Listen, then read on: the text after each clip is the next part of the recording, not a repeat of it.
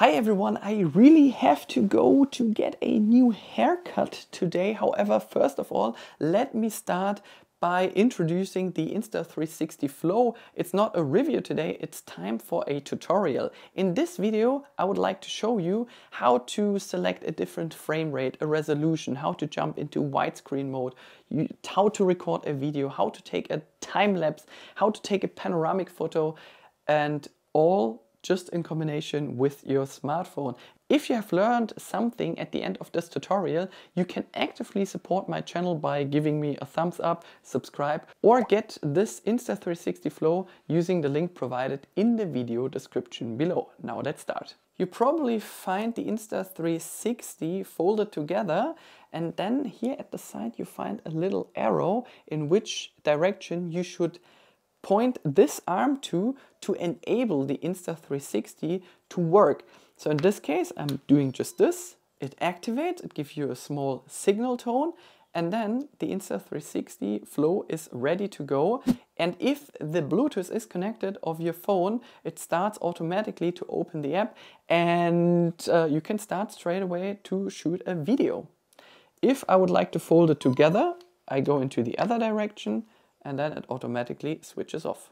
This magnetic clamp here is to hold your phone at the Insta360 Flow. I will grab now my phone, which is an iPhone 13 Pro. It's not the Max version, and I can give you a hint. Most of the time it is required that this plate is just below the cameras. Included in the Insta360 Flow is a small tripod which you can access on the lower side. So just get these legs out, and in between there's a tripod screw as well, so you can even attach this Insta360 Flow on an additional tripod if you deem to do so. And then you get this extension arm, which allows you to capture more background while you're recording a photo or video. And then you can also tilt it into this direction. By the way, you should also walk properly when using the gimbal to get better results. The gimbal can't compensate for everything, so I recommend it's best to walk a little slower and roll forward with your faces. Then your videos should look much better. Make sure to turn on Bluetooth, otherwise your phone will not be found by the Insta360 Flow. The next step is to download the free Insta360 app, which looks like this here at the moment. You can use your phone also with the native camera app, however, the better features are included in this app here. So once you open the app, you will get a screen like this. I will switch the app later on to English, but first of all, let's start. So you need to use these toggle switches here to enable Bluetooth, album, and that is important because if you don't enable Bluetooth on your phone and to allow the connection between the app and your phone, it doesn't find your iPhone or your other smartphone. And if you want to save the images into your camera roll, of course, you need to toggle this button here as well. And after you have done so, you get this notification that the Insta360 Flow was found and you can connect it now to your phone. Then I got this notification that a new firmware was found, so you can start downloading them. At the moment, I'm using my mobile data. You don't have to do it the same way. You can use your local Wi-Fi network from home or from the hotel, for instance. So that is the home screen of the Insta360 app. As you can see, you got some tutorials here for you, activities. You have a quick start guide, and you can see what you can do with the individual buttons here on the Insta360 Flow. You can go into settings where you can disable the watermark on your video content by using this toggle switch here. Stories, you can create a new story in the Insta360 app, and I highly recommend to try it out by yourself because you don't need to be a video editor to get a good video once you're using this app, because you just put 5 clips, for instance, or even 10 or 15 clips into that editing program. You get a sound for it, you get some transitions for it, and of course you have also some samples that you can use to make your video look even better. Here's your album, so that is some content I took already. I can select them And if I want to delete multiple clips, I can do so by using this button down here. Let's jump into the camera, because today it's about a tutorial about the Insta360 Flow. Once you start the app, you get a lot of notifications here, how things work. You get some tips and some hints for all your video projects or for the different modes which are seen here on this side. And I can recommend to read them carefully, because it makes life so much easier if you're using the Insta360 Flow for the first time. So we are now in video mode. That is the battery indication of the Insta360 Flow. Here's the battery indication of my phone. I can use the cable which is included to charge my phone at the same time by using this USB-C port right here and not this one down there. Here is something that reminds me of a Siri, so you can tell the app where you are. For instance, you can say, hey, I'm at the beach, now we have sunset, and the app will select a filter for you.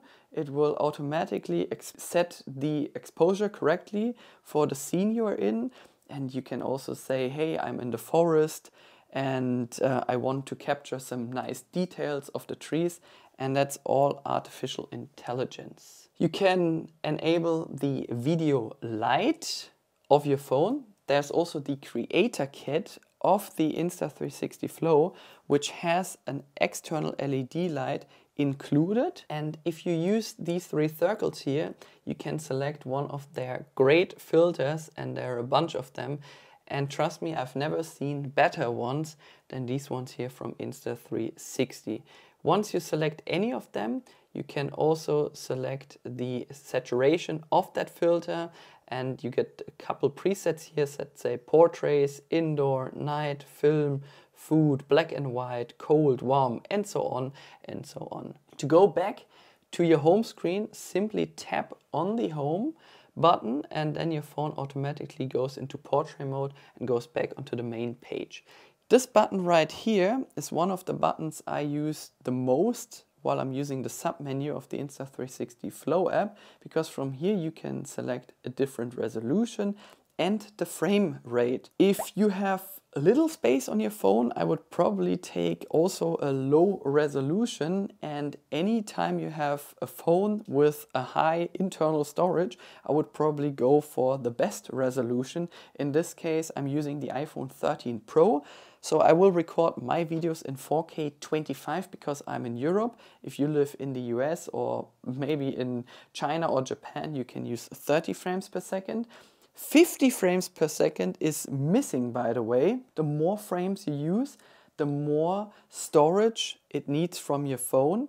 But you will be able to slow down the clip later on in post, so you'll be able to make a slow motion clip out of that. But for most occasions, I would say 1080p 30 frames per second is sufficient, or 4K 30, you can't go wrong using these settings. If you tap on auto, you have the chance to manually set the exposure by using this M button right here. So you can set the shutter speed, the ISO, and the white balance yourself. This gimbal feature down here allows you to change the modes, which you can also change down here. You can select a different joystick speed, tracking sensitivity, front camera, auto tracking, tracking always on or not on, reverse joystick, so vertically, so anytime you move the joystick to the top or to the bottom, you can set a reverse feeling for that as well. And these three buttons here on the lower side help you to use a grid for all your settings. Right here, hopefully you see these white lines. You can select a histogram, which is down here, which you can't put it in a different direction. The histogram is right here, but I can't move it somewhere else for some reason. Yeah, and just go down, you see the serial number of your device, and so on and so on. To start a video, simply push the record button right there, or use the one from your phone. And as you can see, down here are the settings that we're using at the moment, and that's the duration that we're taking now a video of. To stop it, you can either use your finger or this button right there. I can zoom in and out by using this zoom feature right here. And if you push that really to the end and then you release it, it does a smooth transition into the cameras. It goes also the other way around. As you can see, it does smooth zoom out. And there are also the individual steps that jump between those three cameras. And that depends mainly on the amount of cameras you have around your phone. So you probably won't see these three options if your phone only has one camera. Here's the photo mode. It's basically the same structure as in video mode. You have the zoom. I can tap to take a photo. I have now a timer function up to 10 seconds. You get 3 and 5 as well. That is quite useful if you place your phone somewhere and you want to be on the photo yourself, if you're in a field with your kid, for instance.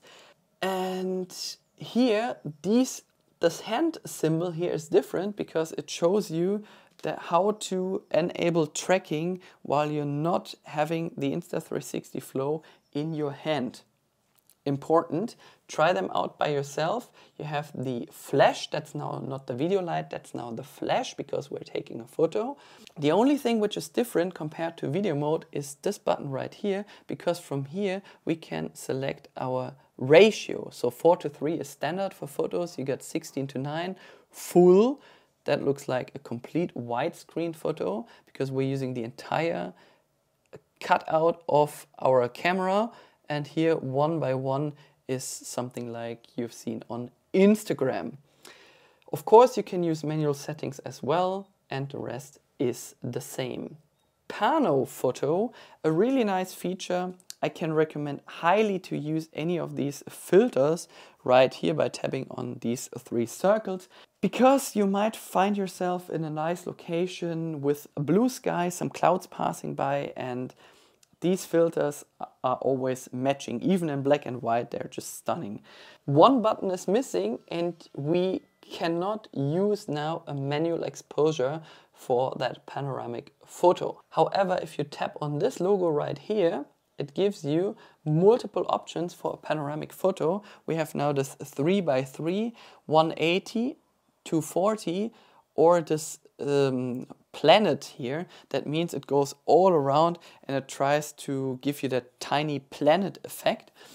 Let me just demonstrate that for you very quick. So if we use that 3:3, I can also select a timer of 3 seconds, not to touch the gimbal anymore. I can use this button right here to start it, and then your phone does everything automatically. So it goes in one direction, it goes into the other direction, and at the end, once it's finished, make sure it's on a stable platform, it gives you that nice merged panoramic photo, and you don't need to do anything in post. Then we got the time-lapse feature, one of the coolest things that this app offers. The menu has now changed again. As you can see, you can select a different resolution and frame rate. I would select the same frame rate for the project that my video mode was in. So if you decided to capture a nice video in 4K 30, I would also take the time lapse in 4K 30, not to mess around with post editing and to have different frame rates there. A time lapse isn't too big in file size, depends obviously on the duration. However, I would go for the highest resolution my phone offers. That would be 4K, since I'm recording my videos in 4K 25. I would go for the time lapse in 4K 25 as well. If I would live in the United States, I would have selected 4K 30. Then I can manually select the exposure. These points are not different, but something is different, and that is this function right there, because it allows you to set an interval, the recording length, and the type of time lapse. And that is important because from here, for instance, I can select a duration of 0.5 seconds. So any 0.5 seconds, the camera takes a picture, and at the end, once the time lapse is over, it merges them together to a final video. And in general, I would say, the faster something happens, the shorter the interval must be. That's not a rule, but in general you can say it this way.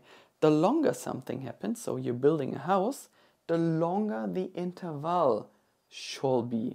Otherwise, you're building a house with an interval of 0.5 seconds, and at the end of the day, it's not a time lapse, it's basically a video, and you don't want to have a video of the entire day watching 10 hours how your house was built. That doesn't make any sense. And if you're unsure, I would always leave it to infinity, because then you manually stop the time lapse whenever you want, and you don't have that stop in between when you're just when the action just happens, you know. The longest duration here is, by the way, 5 hours. Then you got a fixed angle, so your phone isn't doing anything. You don't need the Insta360 for that. Down here it says left to right or right to left, and herefore it is definitely required to select a recording length, because otherwise the Insta360 Flow does not know in what time it shall move from left to right or from right to left. If I'm down at a river, for instance, and I would like to have the boats passing by, I would have gone for a duration of, let's say, 10 to 20 minutes with an interval between 5 and 10 seconds, and then the gimbal moves in that time frame in either direction. Last but not least, we have a custom track, which is awesome because I can, for instance, use the joystick, select a frame, my first one, then I can move the phone into a complete different direction, select a different frame, then also here into a different direction, and last but not least up again and tap on the plus. And then I can tell the phone to do what I have just done in 30 minutes. So your phone is orbiting the same way as I was just taking these pictures of. Make sure your phone as well as the gimbal is charged for that, because it takes at least 30 minutes or less, 20 minutes, 10 minutes, or even 5 minutes. Depends on the duration you select. Let's jump into the next feature. That is a time shift.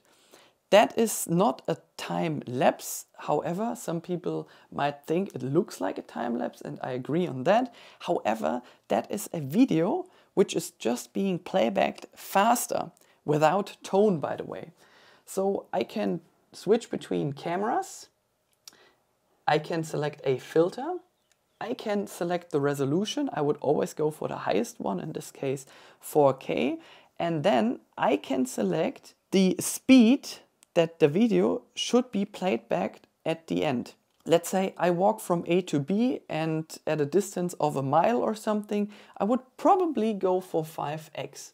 If I walk from A to B and the distance is 30 miles, I would probably take also 30x, since I don't want to watch that video for, I don't know, 5 hours. I want to have the video playback in like 5 minutes. The special thing about a time shift is that there is no frame which is cut out as it would have been using the time lapse function. So in a time lapse you set an interval, and in between there is nothing. While on a time shift it doesn't skip any frame, it just playbacks your videos faster. Then you got slow motion, and in slow motion you can select the resolution and the frame rate. Usually a slow motion video starts at 100 or even 120 frames per second. I can just give you a hint. Anytime you take a slow motion, make sure you have enough ambient light available. Then you got the widescreen mode. Make sure you select one of these filters, they are just great. I went through the forest and it looks so amazing. Yeah, it looks like a complete movie that I have done using just the widescreen mode. It's unbelievable how nice that is in combination with some of these presets. You can use the front camera for that as well, or the main camera, and the only thing which is different, you have different resolutions. So only 4K is available with 24, 25 or 30 frames per second, not 50, not 60, just up to 30 frames per second. And last but not least, if you want to go live on Instagram, on the Insta360 app, on TikTok, on YouTube, on Facebook, whatsoever, you do this right here. Make sure you're connected to your local Wi-Fi network or even to your mobile data. I'm here in the forest near Cologne, Germany. By the way, that is not the location where to test the dolly mode, which I found out here because you have a lot of wood, forest, okay, that's kind of like the same. So basically what the dolly mode does, you go into the dolly mode, you select with your finger a certain portion of the video that you would like to track, and then you slowly move backwards. And while you're doing that, it keeps a tracking of whatever you have selected, and then it appears that the background is coming closer while the spot that you have selected is also coming closer as well. It looks quite amazing. However, choose a location where you really have a contrast of what you're recording. What I mean by that, if you're on a beach and you have just sand and in the middle there is a blue or a red tent, for instance, track this and then you have a huge contrast. So beach, red tent, or blue tent, whatever. And then it looks kind of amazing. Let's speak about the hop or hoop mode very quick. The hoop mode automatically detects a basketball hoop. It is best to place the Insta360 Flow on a tripod next to it. As soon as you start shooting baskets, the flow counts and pans to you every now and then. This brings more movement and it looks as if someone is filming you. I have to say that the baskets are not counted with 100% certainty. This was my beginner's guide about the Insta360 Flow when it comes to filming using your smartphone. If you still have any open questions, make sure to leave a comment below. And if you would like to actively support my channel, make sure you get the Flow or any other Insta360 product via the link listed in the video description. See you next time und tschüss.